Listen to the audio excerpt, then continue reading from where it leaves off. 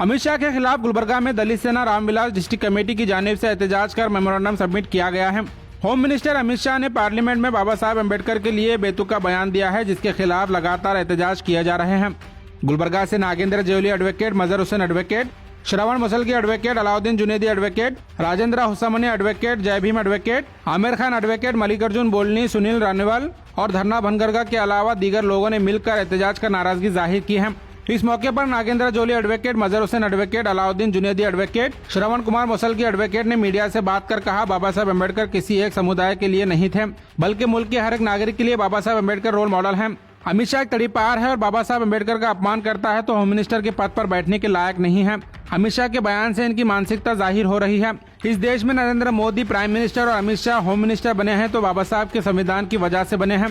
Gulbarga DC के जरिए president of India और गवर्नमेंट ऑफ इंडिया को मेमोरेंडम सबमिट कर अमित शाह के रेजिग्नेशन का मुतालिबा किया गया है। मजीद तफसीलात के लिए वीडियो एंड तक जरूर देखें।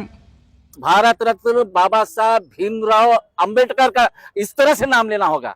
आप अगर 100 बार अंबेडकर अंबेडकर बोल रहे हैं तो एक बार अंबेडकर जी का नाम ले रहे हैं, जिससे ये जहन मालूम होता है कि आपकी सोच कितनी कमजोर है, आप कितना नफरत करते हैं। यहाँ पर एक तलीपार हमारे इस देश का ये हमारी बदकिस्मती है। ये हमारा बदकिस्मती है कि हमारा देश का यूनियन मिनिस्टर जो तलीपार है, आज वो बाबा साहब अम्बेडकर के संविधान पे शपथ लेकर यूनियन मिनिस्टर बनता है और उनको जो है वहां पर अवमान करने का काम पार्लियामेंट में करता है और सफाई देने के लिए शर्म आना चाहिए, शर्म आना चाहिए।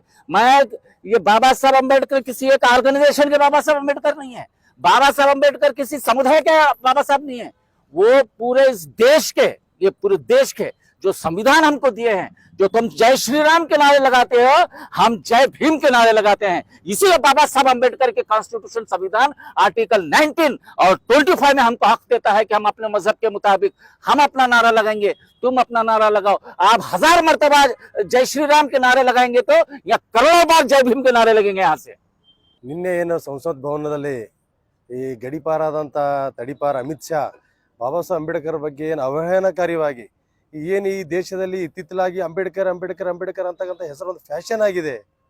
ಅದೇ ನೀವು ಆ ಅಂಬೇಡ್ಕರ್ ಬದಲಿಗೆ ನೀವು ಭಗವಾನ್ ಹೆಸರು ತೊಗೊಂಡ್ರೆ, ಭಗವಾನ್ ಸ್ಮರಣೆ ಮಾಡಿದ್ರಿ ಅಂದ್ರೆ ಸಾತೋ ಜನ್ಮ ತಕ್ಕ ನಿಮ್ಗೆ ನಿಮ್ಗೆ ಮುಕ್ತಿ ಸಿಗ್ತದೆ, ಸ್ವರ್ಗ ಸಿಗ್ತದೆ ಏನೋ ಅವಮಾನ ರೀತಿಯಿಂದ ಹೇಳಿದಾನ.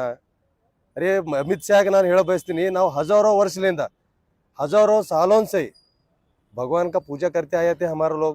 क्या हुआ, बाबा साहब अंबेडकर ಬಂದ ನಂತರನೇ ಈ ದೇಶದ ಶೋಷಿತರಿಗೆ, ಬಹುಜನರಿಗೆ, ದಲಿತರಿಗೆ, ಅಲ್ಪಸಂಖ್ಯಾತರಿಗೆ, ಹಿಂದುಳಿದವರಿಗೆ ಮುಕ್ತಿ ಸಿಕ್ಕಿದ್ದು, ಅವರು ಸ್ವತಂತ್ರವಾಗಿ ಮಾತಾಡೋ ಅಧಿಕಾರ ಸಿಕ್ಕಿದ್ದು, ಮಹಿಳೆಯರಿಗೆ ಅಧಿಕಾರ ಸಿಕ್ಕಿದ್ದು, ಮಹಿಳೆಯರು ಸ್ವತಂತ್ರವಾಗಿ ಬದುಕುವಂತ ಅಧಿಕಾರ ಸಿಕ್ಕಿದ್ದು ಬಾಬಾ ಸಾಹೇಬ್ ಅಂಬೇಡ್ಕರ್ ಬಂದ ನಂತರ.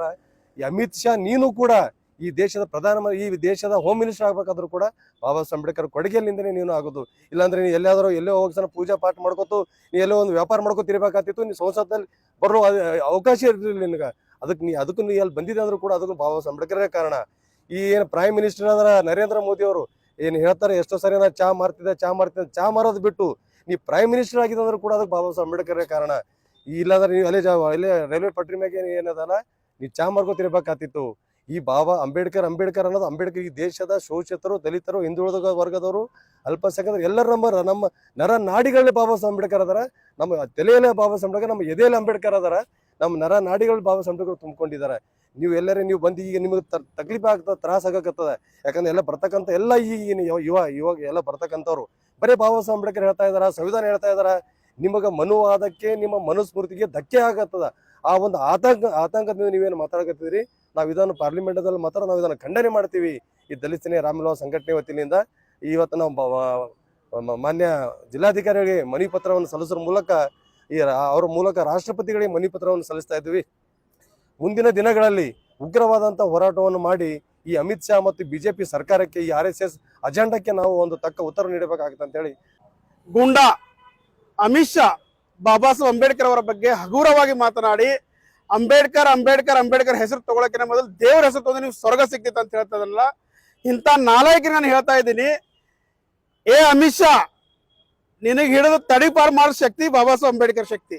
ನಿನಗೆ ಗುಂಡಾ ಅಂತ ಹೇಳಿ ಜೈಲಿಗೆ ತಾಳೋದ್ ಶಕ್ತಿ ಬಾಬಾ ಸಾಹೇಬ್ ಅಂಬೇಡ್ಕರ್ ಶಕ್ತಿ. ಇವತ್ತಿನ ನಿನ್ನ ಪ್ರಧಾನಮಂತ್ರಿ ಚಾಯ್ ಮಾರೋನಿ ತಾವು ಪಾರ್ಲಿಮೆಂಟ್ ನ ಕುಂದಿರ್ಸಿದ್ರೆ ಬಾಬಾ ಸಾಹೇಬ್ ಅಂಬೇಡ್ಕರ್ ಶಕ್ತಿ. ಈ ಅಂಬೇಡ್ಕರ್ನ ಶಕ್ತಿ ಒಂದ್ ಬರೇ ಹೆಸರಲ್ಲ, ಇಡೀ ಒಂದು ಸಂಘರ್ಷ ಅದು. ಈ ಸಂಘರ್ಷ ಸಾವಿರಾರು ವರ್ಷಗಳಿಂದ ಮನವಾದಿಗಳ ಕುತಂತ್ರ ನಡೆದಿತ್ತು, ಮನವಾದಿಗಳ ಶೋಷಣೆ ನಡೆದಿತ್ತು.